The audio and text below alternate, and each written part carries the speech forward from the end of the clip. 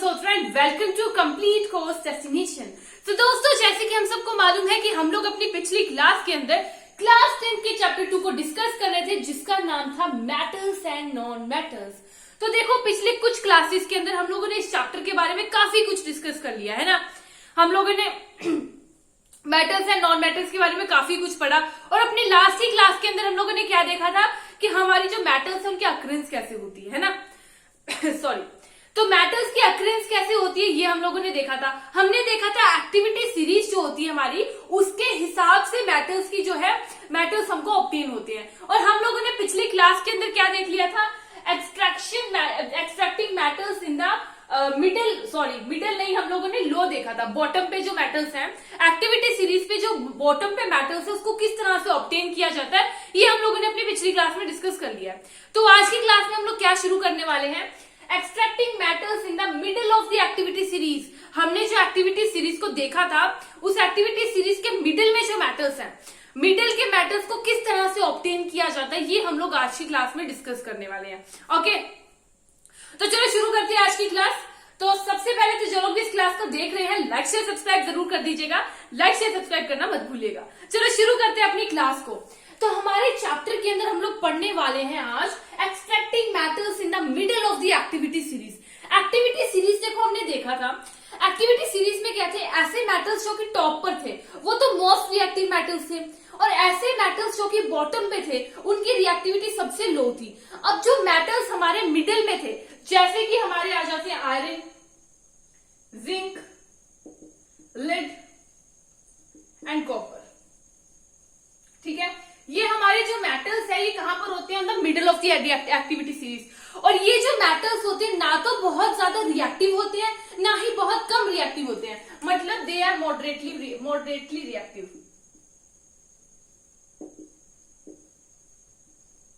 ना तो बहुत ज्यादा रिएक्टिव है, ना ही बहुत ज्यादा कम रिएक्टिव है, दे आर मॉडरेटली रिएक्टिव। अब बात आती है कि ये हमारे नेचर में किस फॉर्म में प्रेजेंट रहते हैं। तो ये किस फॉर्म में प्रेजेंट रहते हैं, ऑक्साइड्स की, सल्फाइड्स की एंड कार्बोनेट्स की। They are present in the form of sulphides, carbonate and oxides. इन फॉर्म्स में ये प्रेजेंट रहते हैं हमारे नेचर के अंदर। अब देखो, जो ऑक्साइड्स होते हैं ना, ऑक्साइड्स में से मेटल को ऑब्टेन करना इजी होता है as comparison to sulphide and carbonate, ठीक है। सल्फाइड एंड कार्बोनेट के कंपैरिजन में हमारे ऑक्साइड से मेटल को ऑब्टेन करना इजी होता है हमारे लिए। तो क्या करना पड़ेगा हमें, पहले सबसे पहले तो हमें सल्फाइड्स जो हमारे मेटल सल्फाइड्स एंड कार्बोनेट्स होंगे उनको किसमें कन्वर्ट करना पड़ेगा, मेटल ऑक्साइड्स के अंदर कन्वर्ट करना पड़ेगा हमें। फिर उसके बाद उन मेटल ऑक्साइड्स को क्या करेंगे, रिड्यूस करेंगे, और उसके बाद हमें जो है मेटल्स मिल जाएंगे। तो सबसे पहले तो क्या करना होगा, सल्फाइड जो हमारे सल्फाइड ओर्स हैं उसको कन्वर्ट करना होगा किसके अंदर, ऑक्साइड्स के अंदर। तो किस तरह से कन्वर्ट कर सकते हैं हम लोग, सल्फाइड ओर्स को कन्वर्ट करेंगे ऑक्साइड्स में बाय स्ट्रॉन्ग हीटिंग करेंगे in the presence of excess of air. बहुत ज्यादा अमाउंट में एयर प्रेजेंट होगी, उसी के प्रेजेंट में हम लोग जो है सल्फाइड्स को स्ट्रांगली हीट करेंगे और हमारे पास क्या आ जाएंगे, oxides. And this process is known as what, this process is known as roasting. तो क्या होगा, सल्फाइड्स को कैसे कन्वर्ट करेंगे, sulphide ores are strongly heated, are converted into oxides by strongly heating in the presence of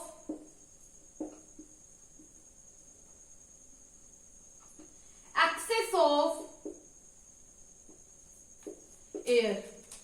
access of air के अंदर जब हम इनको हीट करेंगे strongly, then we will get what, sulphide से ऑक्साइड मिल जाएंगे। This process is known as what, roasting. This process is called roasting. इस प्रोसेस को कहा जाता है रोस्टिंग। वहीं अगर हम लोगों को कार्बोनेट्स को चेंज करना है, कार्बोनेट्स और को चेंज करना है, ores are converted into oxides.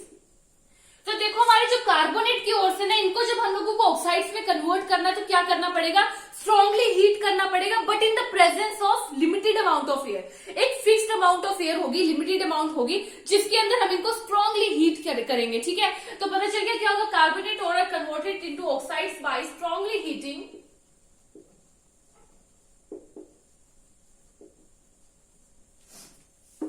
in the presence of limited amount of air, or we can say fixed amount of air।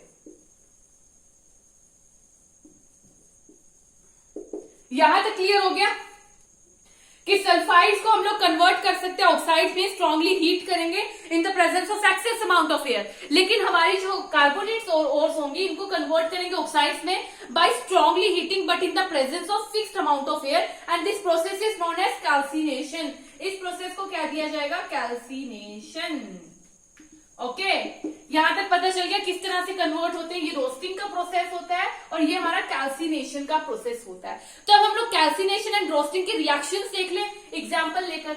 सबसे पहले हम लोग रोस्टिंग की रिएक्शन देख लेंगे। ठीक है, मान लीजिए हम लोगों ने मेटल ऑक्साइड, हमारे जो मेटल सल्फाइड्स थे उसमें कौन सा मेटल ले लिया, जिंक मेटल ले लिया। तो क्या रिएक्शन देगा जिंक हमारा, जिंक की कुछ रिएक्शन होगी इस तरह से, हमारे हीट किया जाएगा,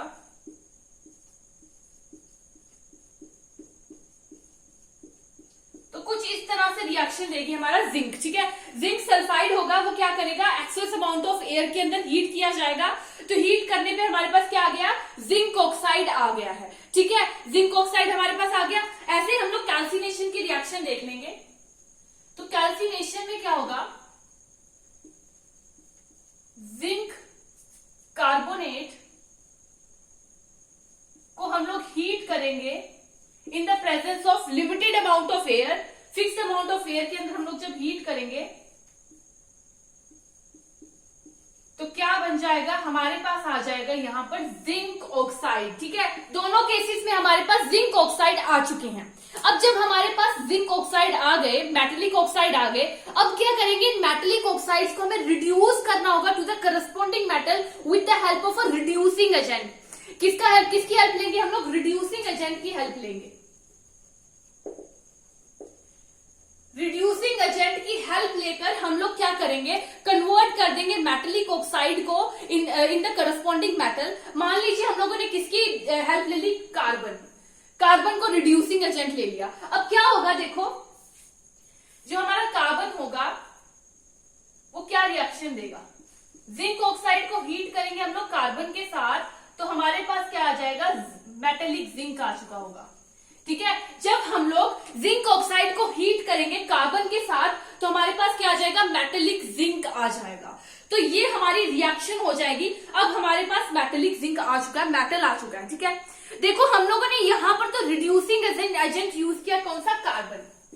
इसकी जगह हम लोग इसको इधर पे डिस्प्लेसमेंट रिएक्शन भी कर सकते थे। ठीक है, डिस्प्लेसमेंट रिएक्शन भी कर सकते थे हम लोग यहां पर।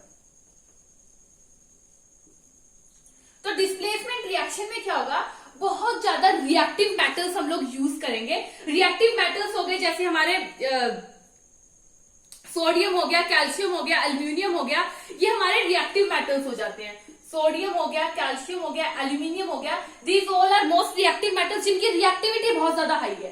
तो ये मेटल्स क्या करेंगे, जब इनको हम लोग एज रिड्यूसिंग एजेंट यूज करेंगे। ठीक है, जब हम लोग डिस्प्लेसमेंट रिएक्शन में इनको यूज करेंगे तो ये किस तरह का बिहेव करेंगे, एज रिड्यूसिंग एजेंट।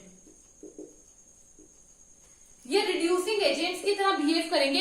ये इस रिएक्शन में क्या करेंगे, जो लीस्ट एक्टिव, जिनकी रिएक्टिविटी बहुत कम है, लो है, उनको ये डिस्प्लेस कर देंगे रिएक्शन से और हमारे पास क्या आ जाएंगे, मेटल्स आ जाएंगे। जैसे कि हम लोग एक एग्जांपल ले लेते हैं, यहां पर हम लोग यहां पर एग्जांपल ले लेंगे मैंगनीज डाइऑक्साइड की। जब मैंगनीज डाइऑक्साइड को हीट किया जाएगा एल्यूमिनियम पाउडर के साथ, जब इसको हीट किया जाएगा विद एल्यूमिनियम पाउडर, तो किस तरह की रिएक्शन आएगी हमारे पास, हमारे पास कुछ इस तरह की रिएक्शन आएगी। मैंगनीज डाइऑक्साइड जब रिएक्ट होगा, हीट होगा एल्यूमिनियम पाउडर के साथ,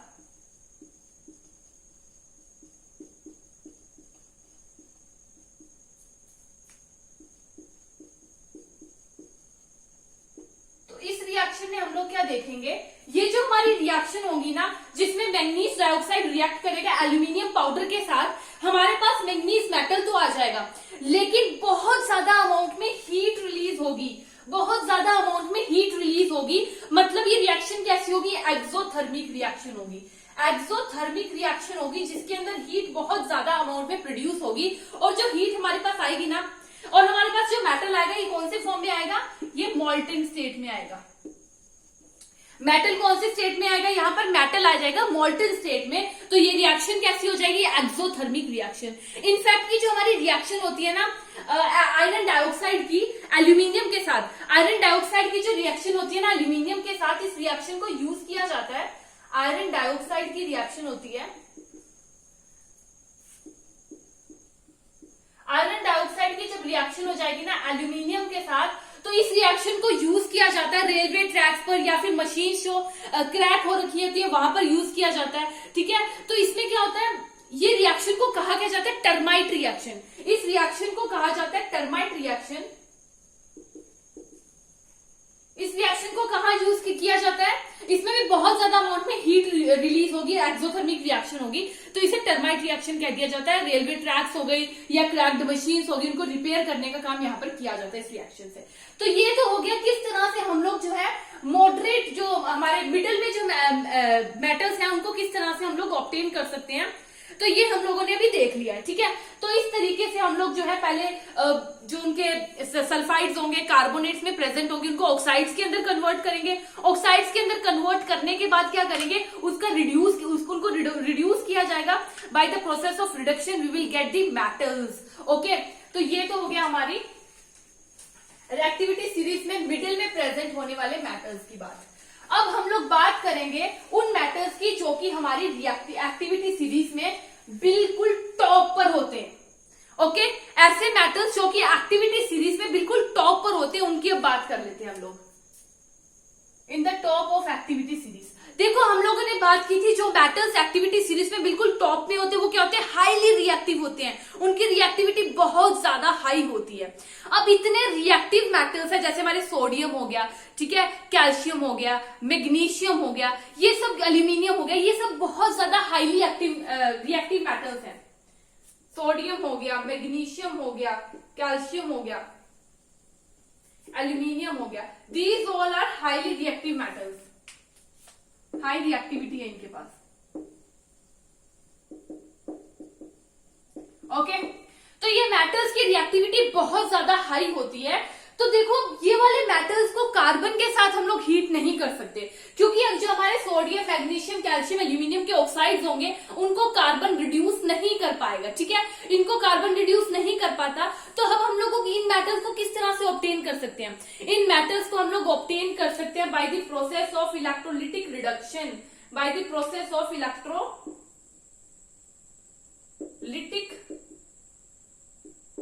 रिएक्शन। इलेक्ट्रोलिटिक रिएक्शन के प्रोसेस से इन मेटल्स को हम लोग सेपरेट कर सकते हैं।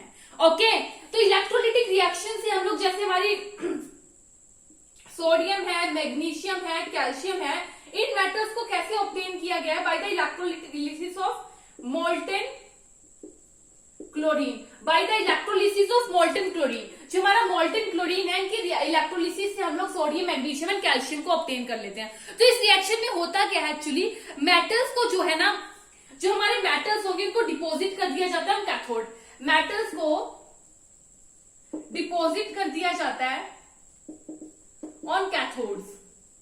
ठीक है, कैथोड पर मेटल को डिपॉजिट कर दिया जाएगा, और जो हमारा क्लोरीन होगा ना उसको क्या किया जाएगा, लिबरेट किया जाएगा एनोड पे। क्लोरीन को लिबरेट किया जाएगा ऑन एनोड।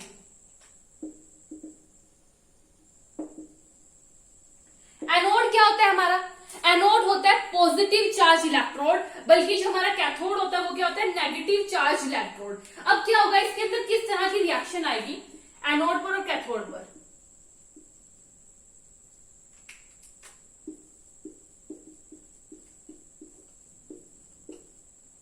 और एट कैथोड, कैथोड पर किस तरह की आएगी,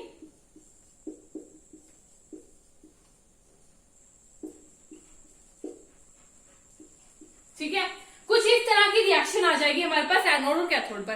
तो इलेक्ट्रोलिटिक रिएक्शन से हम लोग जो है इन मेटल्स को ऑब्टेन कर सकते हैं, जो कि एक्टिविटी सीरीज में बहुत ज्यादा रिएक्टिव है, जो कि टॉप पर प्रेजेंट है। उनको हम लोग इलेक्ट्रोलिटिक रिडक्शन से हम लोग जो है पा सकते हैं।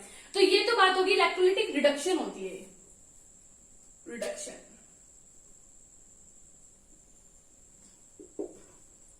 यहां तक तो आ गया कि हम लोगों ने रिडक्शन के प्रोसेस से क्या किया, मेटल्स को पा लिया है। लेकिन ये जो मेटल्स हम लोगों को मिले हैं they are not pure metals नहीं है। तो अब हम क्या करना पड़ेगा, रिफाइनिंग ऑफ मेटल्स। जो हमें मेटल्स मिले हैं रिडक्शन के प्रोसेस से वो बिल्कुल भी प्योर नहीं होते। तो हम लोगों को प्योर मेटल्स पाने के लिए क्या करना पड़ेगा, रिफाइनिंग ऑफ मेटल्स। ठीक है, तो देखो हमारे पास एक प्रोसेस है famous electrolytic refining. Electrolytic refining बहुत ज्यादा फेमस प्रोसेस है जिसके अंदर हम लोग प्योर मेटल्स को पा सकते हैं, इम्प्योरिटीज को रिमूव करा जा सकता है। तो इसके अंदर क्या होगा, जो हमारा इम्प्योर मेटल होगा ना उसको ले लिया जाएगा, जो हमारा इम्प्योर मेटल होगा उसको ले लिया जाएगा एज एनोड। यहां पर हम लोग ड्रॉ कर लेते हैं। मान लीजिए कि हमारा इम्प्योर मेटल है, इसको ले लिया हम लोगों ने एज एनोड। ठीक है, एनोड की तरह ले लिया हम लोगों ने इम्प्योर मेटल को, और जो हमारी प्योर मेटल होते हैं ना उसकी एक स्ट्रिप ले लेंगे एज कैथोड, उसको कैथोड की तरह यूज करेंगे। अब हम लोग एक मेटल सॉल्ट का सोल्यूशन ले लेंगे। ठीक है, हम लोग क्या करेंगे, एक मेटल सॉल्ट का सोल्यूशन ले लेंगे, इसको ले लेंगे एज इलेक्ट्रोलाइट की तरह यूज करेंगे मेटल सॉल्ट के सॉल्यूशन को। जब हम इसमें से करंट पास करेंगे ना,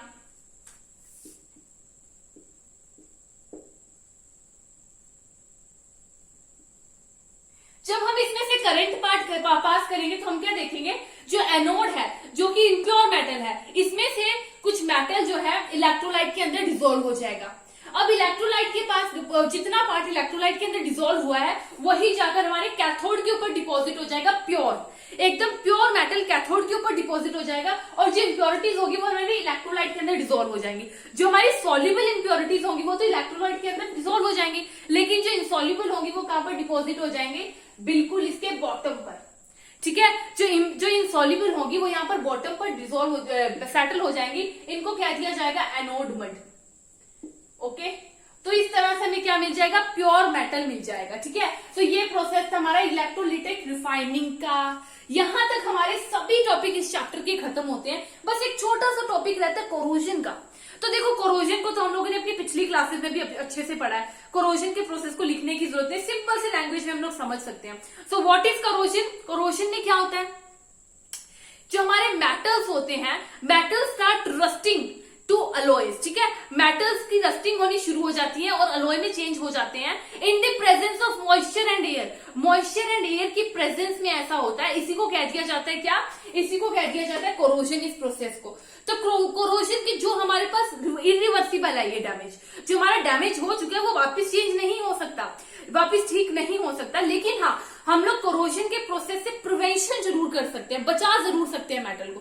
किस तरह से बचाएंगे हम अपने मेटल को, देखो सबसे पहले तो हमारा जो मेटल करोडेड हो चुका है ना, उसको बचाने के ये तरीका, वो तो ठीक नहीं हो सकता, लेकिन दूसरे मेटल को कैसे बचा सकते हैं, जो हमारा मेटल है और जो मॉइस्चर है उसके बीच में एक उनके कांटेक्ट को तोड़ दो, एक लेयर बना दो। जब उनका कांटेक्ट टूट जाएगा तो कोरोजन कभी भी नहीं होगी। जैसे कि हमारे मेटल्स हैं, उसके ऊपर ऑयलिंग कर दो, ग्रीसिंग कर दो, या फिर पेंटिंग कर दो, या फिर उसके ऊपर गैल्वेनाइजेशन कर दो। इन सभी प्रोसेसेस से हम अपने मेटल्स को बचा सकते हैं बाय द कोरोजन से बचा सकते हैं। ठीक है, तो देखो पूरा चैप्टर हम लोगों ने आज खत्म कर लिया। पूरे चैप्टर के अंदर जितने भी टॉपिक्स थे वो खत्म कर लिए। हाँ, 2-3 इंपॉर्टेंट पॉइंट्स होंगे जो कि हम लोग अपनी रिवीजन क्लास के अंदर देखेंगे। तो रिवीजन कर लेंगे हम अपनी नेक्स्ट क्लास के अंदर, इस पूरे चैप्टर की कुछ 15-20 मिनट के अंदर पूरा चैप्टर कंप्लीट कर लेंगे और उसी के अंदर इंपॉर्टेंट पॉइंट्स को भी डिस्कस कर लेंगे। बाकी आज की क्लास हम लोग यहीं पे खत्म करते हैं। Thank you.